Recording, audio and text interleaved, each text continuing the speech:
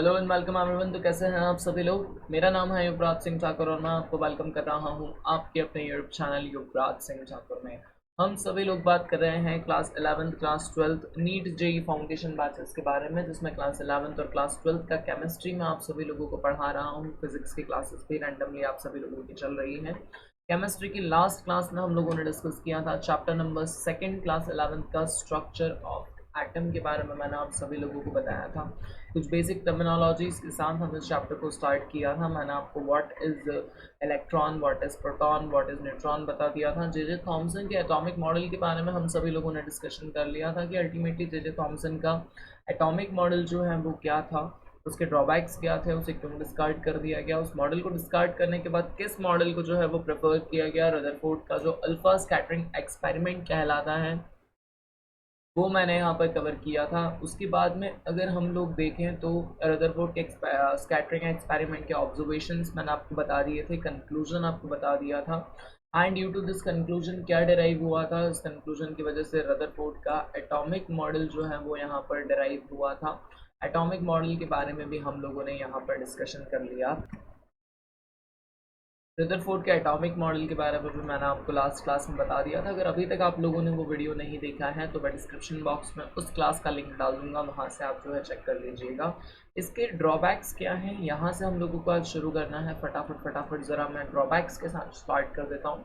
अगर आप लोगों ने लास्ट क्लास नहीं देखी है तो मैं आप लोगों को यही एडवाइस करूँगा, डिस्क्रिप्शन बॉक्स में लास्ट क्लास का लिंक है, वहाँ जाकर ज़रूर देखिएगा। Part first structure of atom, और आज जो है मैं स्टार्ट करने वाला हूँ part second structure of atom. तो चलिए let's get started without wasting a time. And one more important thing, for the PDFs you can join my Telegram channel and from way you can download the PDF. बाकी last video के ऊपर भी अगर हम लोग देखेंगे तो मुझे एक कमेंट मैंने रिसेंटली अभी अपने वीडियोस के ऊपर देखा है, and that comment is that कि सर वो जो क्लासेस हैं उसका कंप्लीट डिटेल, कौन सी क्लास कब होगी, कौन सी क्लास किस तरह से आप कंडक्ट करेंगे, वो जो है वो डिटेल अपलोड कर दीजिए बराबर। तो मैं जो है थोड़ा सा समय का मुझे भी प्रॉब्लम चल रहा है, इस वजह से मैं नहीं अपलोड कर पा रहा हूँ। But don't worry about that, I will upload the entire class video very soon. पूरी तरह से डिटेल्स जो है वो आप लोगों को प्रोवाइड मैं वहाँ पर कर दूंगा। चलिए without wasting the time let's get start with the topic. सबसे पहले मैं आप लोगों के सामने किस चीज़ के ड्रॉबैक के बारे में बात कर रहा हूँ। जो आज ही क्लास से ज्वाइन हुए उन लोगों को मैं बता दूँ कि मैंने आप लोगों को पढ़ाया था रदरफोर्ड का nuclear atomic model last class में। क्या कि रदरफोर्ड ने अपने न्यूक्लियर एटॉमिक मॉडल में क्या क्या चीज़ें जो है वो कही थी। तो उसी का ड्रॉबैक क्या एट लास्ट निकल के आता है कि रदरफोर्ड के मॉडल को भी डिस्कार्ड कर दिया गया। एट ए टाइम हम लोग मॉडर्न टाइम में मैं आप लोगों को पहले ही बता दूँ कि क्वांटम एटॉमिक मॉडल जो है वो अभी फॉलो कर रहे हैं। तो देखिए यहाँ पर रदरफोर्ड ने क्या कहा था कि सेंटर पार्ट में क्या होगा, न्यूक्लियस होगा। वो अब न्यूक्लियस हम सभी लोग यहाँ पर देख सकते हैं, और इस तरह से इलेक्ट्रॉन जो है वो स्पारिकल मूवमेंट में यहाँ आपको इस डायग्राम के अंदर दिखाई दे रहे होंगे, electron falling into the nucleus. ठीक है, नेक्स्ट चलिए हम लोग ड्रॉबैक्स के बारे में बात करें। तो पहला जो ड्रॉबैक है वो क्या है, according to the classical mechanics any charge body in motion under the influence of attractive forces should radiate energy continuously. If this is so, the electron will follow a spiral path and finally fall into the nucleus and the structure would collapse. This behavior is never observed. होता क्या है, classical mechanics के हिसाब से क्या होता है कि एनी कोई भी अगर चार्ज बॉडी है आपकी तो वो क्या होगी, हमेशा मोशन में होगी। किसकी वजह से, अट्रैक्टिव फोर्सेस की वजह से। मतलब देखिए हम सभी लोगों ने चार्जेस की प्रॉपर्टीज़ को जो है वो फिजिक्स में भी पढ़ा है कि जो लाइक चार्जेस होते हैं वो एक दूसरे को रिपेल करते हैं, जो अनलाइक चार्जेस होते हैं वो क्या करते हैं, एक दूसरे को अट्रैक्ट करते हैं। अब न्यूक्लियस जो मेरा पॉजिटिवली चार्ज और मेरे इलेक्ट्रॉन्स जो है वो क्या होते हैं, नेगेटिवली चार्ज होते हैं। तो वो कंटिन्यूसली क्या करते हैं, वहाँ सर्कुलर पाथ में घूमते रहते हैं। और कोई भी चीज़ अगर कंटिन्यूसली मोशन में रहेगी या कंटिन्यूसली वर्क में रहेगी तो एक बेसिक से अंडरस्टैंडिंग है कि वो क्या करेगी, अपनी एनर्जी को लूज़ करेगी। उसी तरह से इलेक्ट्रॉन्स भी क्या करते हैं, अपनी एनर्जी को कंटिन्यूसली लूज़ करते हैं। अगर ऐसा होगा तो एक स्पाइरल पाथ फॉलो करने के बाद फाइनली इलेक्ट्रॉन जो है वो न्यूक्लियस में गिर जाएगा। जब तक उसके पास एनर्जी है, जब तक, यहाँ इस डायग्राम को थोड़ा सा देखिए, जब तक उसके पास एनर्जी है तब तक वो क्या करेगा, एक बड़ा वाला पाथ फॉलो करेगा।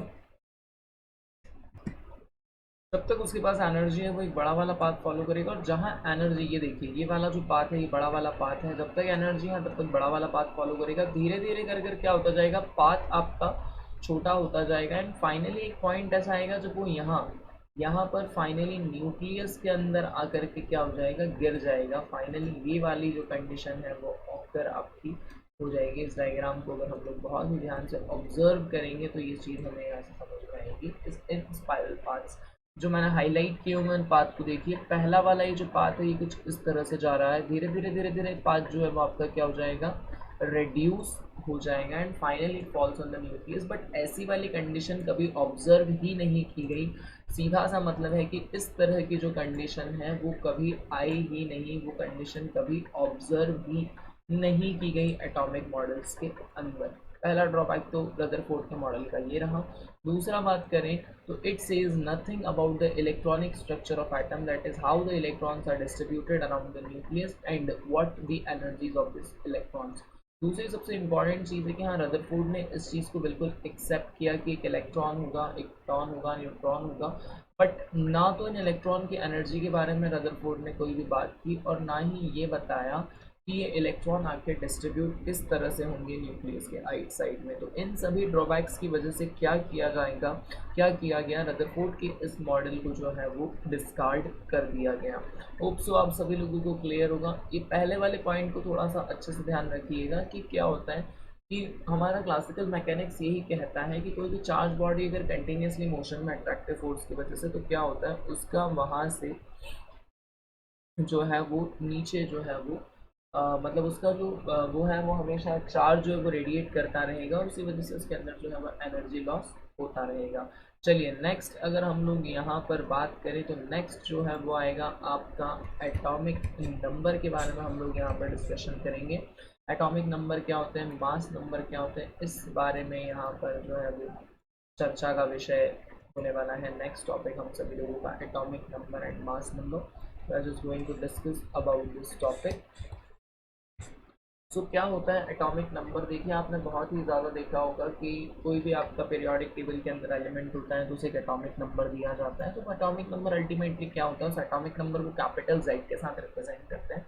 सबसे पहली चीज़ आपको ये ध्यान में रखनी है। उसके बाद में अगर देखें तो atomic number of an element is equal to the number of unit positive charges और number of proton present in the nucleus of an atom. It also represents the number of electrons in the neutral atom. Example, number of proton in Na is equals to 11. Thus the atomic number of sodium is equals to 11. तो atomic number क्या होता है, atomic number किसी भी element का बराबर होता है, किसके बराबर होता है, उसमें जितने भी प्रोटॉन्स होते हैं। फॉर एग्जांपल अगर आपके किसी भी एलिमेंट में एक प्रोटॉन है, जैसे हाइड्रोजन है आपका, एक प्रोटॉन है तो उसका एटॉमिक नंबर क्या हो जाएगा, 1 हो जाएगा। सोडियम है जो उसमें 11 आपके प्रोटॉन्स हैं तो उसका एटॉमिक नंबर क्या हो जाएगा, 11 हो जाएगा।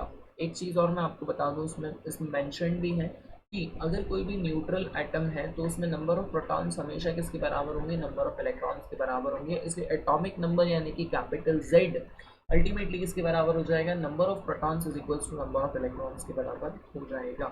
बट मेनली अगर एटॉमिक नंबर की डेफिनेशन आपसे पूछी जाती है तो एटॉमिक नंबर किसके बराबर होगा, आपके यूनिट पॉजिटिव चार्ज यानी कि नंबर ऑफ प्रोटॉन्स या जितने भी प्रोटॉन आपके होंगे एक पार्टिकल के अंदर, उन प्रोटॉन्स के बराबर होगा आपका एटॉमिक नंबर। चलिए नेक्स्ट अगर हम लोग यहाँ से बात करें तो नेक्स्ट जो है वो आता है मास नंबर, जिसे रिप्रेजेंट किया जाता है कैपिटल ए से।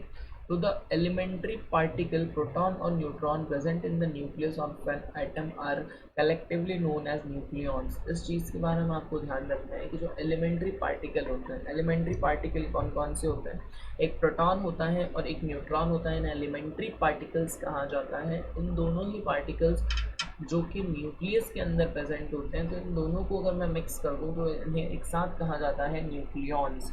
यानी कि अगर आपसे पूछा जाए कि न्यूक्लियॉन्स क्या होता है तो proton plus neutron is equals to nucleons. तो जो मास नंबर होता है, the mass number A of an atom is equal to the sum of protons and neutrons. It is always a whole number. Thus mass number is equals to number of protons plus number of neutrons. की mass number किसके बराबर होता है, number of protons plus number of neutrons, या in short अगर मैं कहूँ इस ऊपर वाली डेफिनेशन के अकॉर्डिंग तो mass number is equals to number of nucleons. कि मास नंबर निकालने के लिए क्या फार्मूला है, number of protons plus number of neutrons आप अगर करेंगे तो मास नंबर जो है वो निकल करके आएगा। एक बहुत ही इंपॉर्टेंट चीज़ यहाँ लिखी हुई है कि मास नंबर हमेशा क्या होगा, एक होल नंबर होगा, मतलब कभी भी फ्रैक्शन में या डेसिमल में नहीं आ सकता, ये हमेशा क्या होगा, एक होल नंबर ही होगा। Therefore number of neutrons is equals to, अगर यहाँ से नंबर ऑफ न्यूट्रॉन्स का भी हम फार्मूला जो है वो डिराइव बहुत ही आसानी से कर सकते हैं। इस नोट को बहुत ध्यान से देखिएगा, ये है आपका मतलब सिंबॉलिक कल्चर है कि आखिर सिंबॉलिक कल्चर किस तरह से रिप्रेजेंट किया जाता है। हाँ,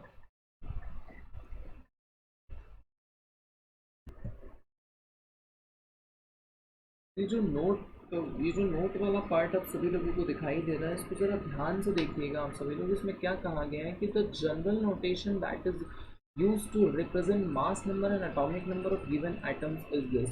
जो एक्स का सिंबल है, ये सिंबल किसका है, ये एलिमेंट का सिंबल है, मतलब कैपिटल एक्स से जो है वो एलिमेंट को सिंबलाइज किया जाता है। उसके बाद में अगर मैं यहाँ पर देखूँ तो देखिए, ऊपर की तरफ मास नंबर लिखा हुआ है, नीचे की नंबर क्या लिखा हुआ है, एटॉमिक नंबर लिखा हुआ है। तो एक जनरल नोटेशन होता है, इस तरह से जो है वो एलिमेंट के मास नंबर को रिप्रेजेंट किया जाता है। ये एक अंडरस्टैंडिंग वाली चीज़ है, एक बेसिक सा नॉलेज है, ये आप सभी लोगों को जो है वो होना चाहिए। नेक्स्ट अगर हम लोग बात करें अगले टॉपिक के बारे में, तो नेक्स्ट जो टॉपिक है वो है आपका isotopes, isobar, isotone and iso electronic.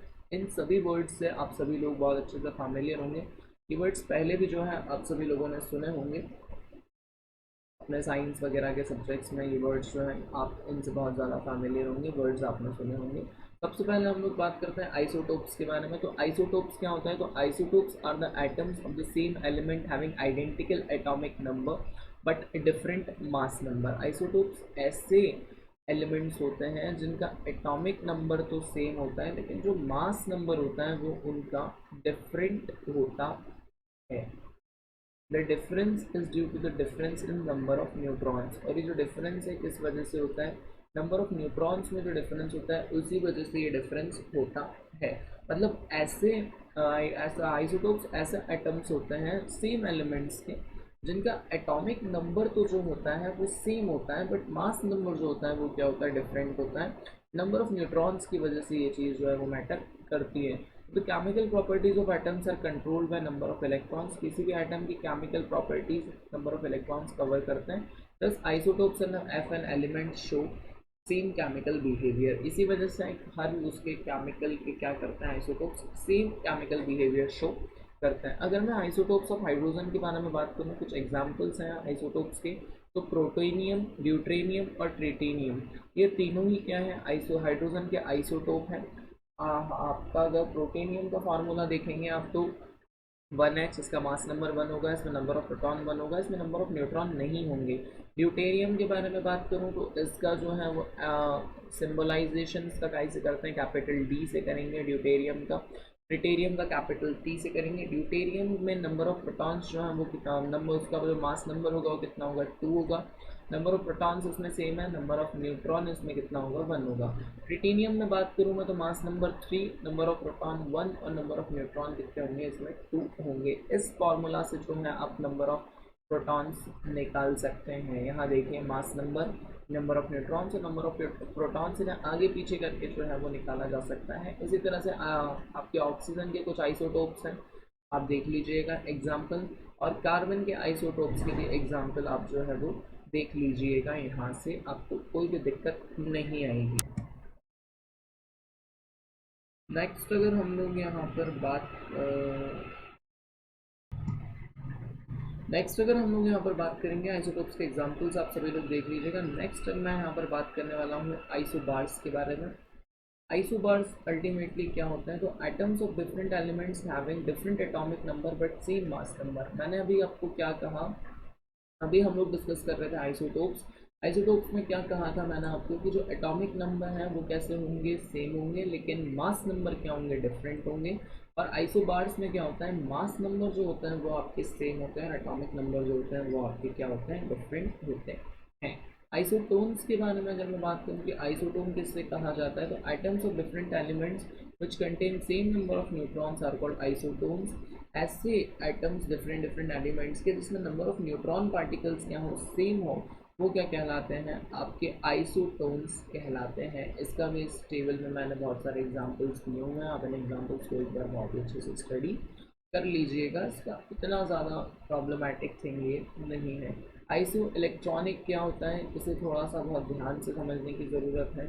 तो आइसो इलेक्ट्रॉनिक्स क्या होंगे, the species atoms or ions containing the same number of electrons are called isoelectronics। ऐसे species atoms या ions जिसमें क्या होंगे, same number of electron होंगे, क्या कहलाएगा, isoelectric कहलाएगा। जैसे O2 minus F minus N plus Mg+2, ये सब क्या है, आइसो इलेक्ट्रॉनिक है। तो वो फर्दर इनटू द इलेक्ट्रॉन इतना ज़्यादा वो नहीं है, बस इस चीज़ का ध्यान रखिएगा कि आगे हम लोगों को पढ़नी पड़ेगी मैक्सवेल्स इलेक्ट्रोमैग्नेटिक वेव थ्योरी।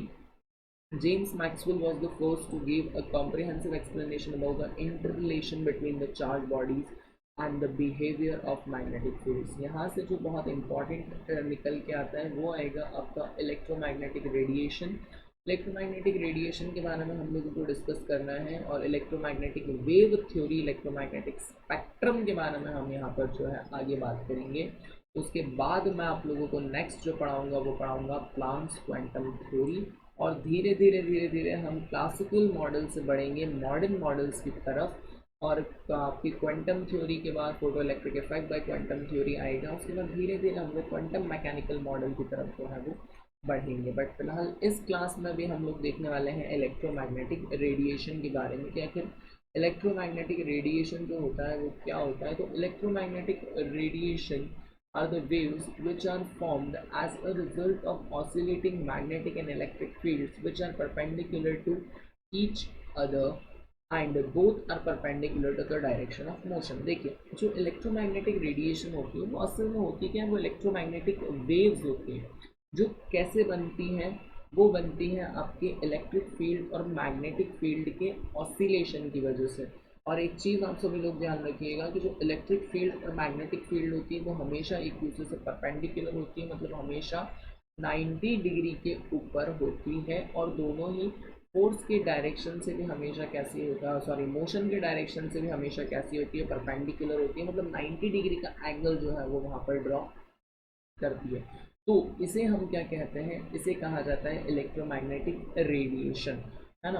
तो इलेक्ट्रोमैग्नेटिक रेडिएशन अल्टीमेटली क्या हुआ, कुछ वेव्स होती हैं स्पेशल टाइप की जो कैसे जनरेट होती हैं, मैग्नेटिक फील्ड और इलेक्ट्रिक फील्ड के ऑसिलेशन से, मतलब उनके मूवमेंट से जनरेट होती हैं, और वो एक दूसरे के कैसी होती हैं, परपेंडिकुलर होती हैं।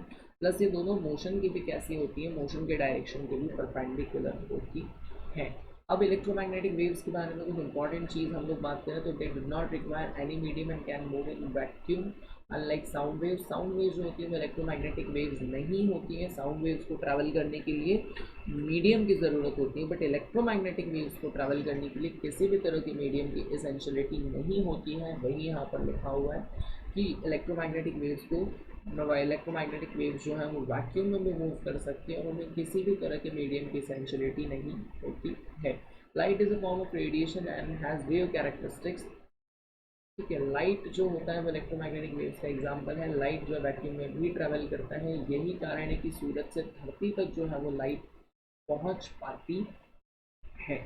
ठीक है, नेक्स्ट हम लोग बात करें तो वेव्स के कुछ कैरेक्टरिस्टिक्स के बारे में बात करते हैं। वेव्स में कुछ इंपॉर्टेंट चीज़ें होती हैं, जैसे आपका एम्पलीट्यूड होता है, फ्रिक्वेंसी होती है, टाइम पीरियड होता है। ये है आपका अल्टीमेटली एक पूरा वेव का डायग्राम कि आखिर अल्टीमेटली जो वेव्स है उसके बारे में अगर हम लोग यहाँ पर चर्चा करें तो वेव में देखिए कुछ इस तरह से ये एक प्लेन होता है, उस प्लेन के ऊपर ये positive negative positive negative positive और नेगेटिव डायरेक्शन में जो वेव्स हैं वो आपकी ट्रैवल करती रहती हैं। इस वजह से जो होता है वेव्स आपकी जो है वो होती है। ये करंट का डायरेक्शन भी कुछ इसी तरह का होता है। इसी वजह से क्या होता है, एक साथ में करंट जो है हर डायरेक्शन में चल पाता है। ये देखिए, ये यहाँ से पॉजिटिव और ये negative direction, then positive direction, then negative direction. अब सबसे पहले हम लोग बात करें एम्पलीट्यूड के बारे में। क्या क्या एम्पलीट्यूड क्या होता है, तो it is the height of the crest और trough of a wave. Crest क्या होता है, वेव की जो अगर मैं यहाँ पर आपको दिखाऊँ what happened to this जी, तो ये देखिए, ये जो अपर मोस्ट पार्ट होता है, जैसे ये वेव यहाँ से पॉजिटिवली चल रही है और इस पॉइंट पर आने के बाद वापस किस दिशा में आके नीचे आ रही है, तो जो मैक्सिमम जो पॉइंट होता है ये पॉइंट कहलाता है इसका क्रस्ट, इसे कहते हैं क्रेस्ट, CREST क्रेस्ट। और ये जो नीचे वाला जो लोअर मोस्ट पॉइंट है इसे कहते हैं ट्रफ। तो क्रेस्ट और ट्रफ के बारे में अगर हम लोग बात करें तो एम्पलीट्यूड क्या होता है, जो मैक्सिमम हाइट होती है, ऊपर की तरफ हो या फिर नीचे की तरफ हो, किसी भी वेव की जो मैक्सिमम हाइट होती है वो क्रस्ट भी हो सकता है, वो ट्रफ भी हो सकता है, वो दोनों ही क्या कहलाता है, आपका एम्पलीट्यूड कहलाता है। नेक्स्ट हम लोग अगर बात करें फ्रिक्वेंसी के बारे में, तो फ्रिक्वेंसी को म्यू से जो है रिप्रेजेंट किया जाता है। तो the number of waves passing through a point in 1 second, जितने नंबर ऑफ वेव्स पास होती हैं किसी एक पॉइंट से 1 सेकेंड में, वो कहलाती है उसकी फ्रिक्वेंसी। इसकी ऐसा यूनिट क्या होती है, हर्ट्ज या फिर सेकेंड इनवर्स। नेक्स्ट मैं बात करूँ टाइम पीरियड के बारे में, तो the time taken by wave to complete one vibration या one oscillation is called time period. किसी भी वेव को वन ऑसिलेशन कंप्लीट करने में जितना टाइम लगता है उसी को क्या कहा जाता है, टाइम पीरियड कहा जाता है। उसकी जो एसआई यूनिट होती है वो सेकंड होती है, सभी लोगों को पता है, इसमें किसी को किसी भी तरह का कोई भी डाउट होने का सवाल नहीं होता है। नेक्स्ट अगर हम लोग बात करें तो नेक्स्ट होती है वेलोसिटी। तो the distance travel by a wave in 1 second is called its velocity. एक वेव 1 सेकेंड में जितना डिस्टेंस ट्रेवल करती है वही क्या कहलाती है, उसकी वेलोसिटी कहलाती है। वेलोसिटी की जो यूनिट होती है वो होती है metre per second. In vacuum all type of electromagnetic radiation travel at the same speed and it is 3 into 10 raised to the power 8 meter square. This is called the speed of light. ये चीज़ आपको बहुत ही अच्छे से ध्यान रखना है, यहाँ से बहुत इंपॉर्टेंट क्वेश्चन बन सकता है। मैं हाईलाइट भी कर रहा हूँ इसे आप लोगों के लिए कि वैक्यूम में जितने भी इलेक्ट्रोमैग्नेटिक रेडिएशन होते हैं वो सेम स्पीड के साथ ट्रैवल करते हैं and speed is 3.8 into 10 sorry 3 into 10 raised to the power 8 metre per second. और इसे ही क्या कहा जाता है, स्पीड ऑफ लाइट कहा जाता है। यानी कि लाइट की स्पीड कितनी होती है, तो 3 into 10 raised to the power 8 metre per second जो होती है वो लाइट की स्पीड होती है। ये कॉन्सेप्ट यहाँ से, ये इम्पॉर्टेंट कॉन्सेप्ट आप सभी लोगों को जो है वो याद रखना है। नेक्स्ट अगर हम लोग बात करें तो नेक्स्ट आ जाती है वेवलेंथ, जिसे लैम्बडा से रिप्रेजेंट किया जाता है। The distance between two adjacent crust and trough is called a wavelength. मैं डायग्राम से आपको थोड़ा सा समझाऊंगा वेवलेंथ आखिर अल्टीमेटली क्या होती है। देखिए ये एक क्रस्ट, ये एक क्रस्ट है, ये दूसरा क्रस्ट है, इन दोनों के बीच का ये जो डिस्टेंस है, ये डिस्टेंस क्या कहलाती है, आपकी वेवलेंथ कहलाती है, जिसे रिप्रेजेंट किया जाता है लैम्बडा से। और इसकी जो यूनिट होती है वो होती है आर्मस्ट्रॉन। और 1 एंगस्ट्रॉन जो होता है वो किसके बराबर होता है, 10 raise to the power -10 metre के बराबर होता है। वेव नंबर के बारे में बात करें तो it is the number of wavelength पर सेंटीमीटर ऑफ लेंथ। 1 सेंटीमीटर में जितने नंबर ऑफ वेवलेंथ होती है वही क्या कहलाता है, आपका वेव नंबर कहलाता है। Relation between frequency, velocity and wavelength अगर देखें तो सी जो होता है वो किसके बराबर होता है, म्यू लैम्बडा के बराबर होता है, जहाँ सी क्या speed of light 3 into 10 raise to the power 8 metre per second in vacuum, plus V क्या, म्यू क्या आपकी फ्रिक्वेंसी और लैम्बडा क्या आपकी वेवलेंथ है। तो यही जो होता है रिलेशन होता है वेलोसिटी, फ्रिक्वेंसी और वेवलेंथ के बीच में। अब आज की क्लास में मैंने आप सभी लोगों को इलेक्ट्रोमैग्नेटिक रेडिएशन के बारे में एक्सप्लेन किया, आइसोटोप्स वगैरह बताया, एटॉमिक नंबर और मास नंबर के बारे में हम लोगों ने बात की। नेक्स्ट अब हम लोगों को जिस चीज़ के बारे में बात करनी है वो बात करनी है इलेक्ट्रोमैग्नेटिक रेडिएशन के बारे में। बहुत ज़्यादा इंपॉर्टेंट टॉपिक है। फिर प्लांक्स की क्वांटम थ्योरी है इस चैप्टर में। उसके बाद में इसमें स्पेक्ट्रम कितने टाइप के होते हैं, डिस्कंटिन्यूअस स्पेक्ट्रम वगैरह हम लोग देखेंगे। लास्ट में हम लोग देखेंगे बोहर का मॉडल, बोहर के इंपॉर्टेंट पोस्टुलेट्स, और उसके बाद मैं आप लोगों को लेकर आऊँगा आपके ड्यूअल नेचर ऑफ मैटर के बारे में, हेज़नबर्ग्स अनसर्टेनिटी प्रिंसिपल, प्रोबेबिलिटी डेंसिटी वाली चीज़ें हैं, quantum mechanical model of an atom के ऊपर इस चैप्टर की हम लोग करेंगे फिनिशिंग। उसके बाद में कुछ एटॉमिक ऑर्बिटल्स के शेप वगैरह मैं आपको बताऊंगा, और लास्ट में आप बाउ प्रिंसिपल, सबसे ज़्यादा इंपॉर्टेंट टॉपिक जो है वो इस चैप्टर का है, इलेक्ट्रॉनिक कॉन्फ़िगरेशन कैसे करते हैं वो उसमें आपको बताऊंगा। टिल देन इस क्लास में फ़िलहाल बस इतना ही। अगर इस क्लास में आपको किसी भी तरह का कोई भी डाउट है तो कमेंट में down your doubt, I am going to quench your queries. For the PDF join my Telegram channel, मैंने वहाँ पर PDF ऑलरेडी अपलोड कर दिया है। टिल देन हंसते रहिए, मुस्कुराते रहिए, खुश रहिए, पढ़ते रहिए और बने रहिए आपके अपने यूट्यूब चैनल गुजरात सिंह ठाकुर के साथ। Thank you so much everyone.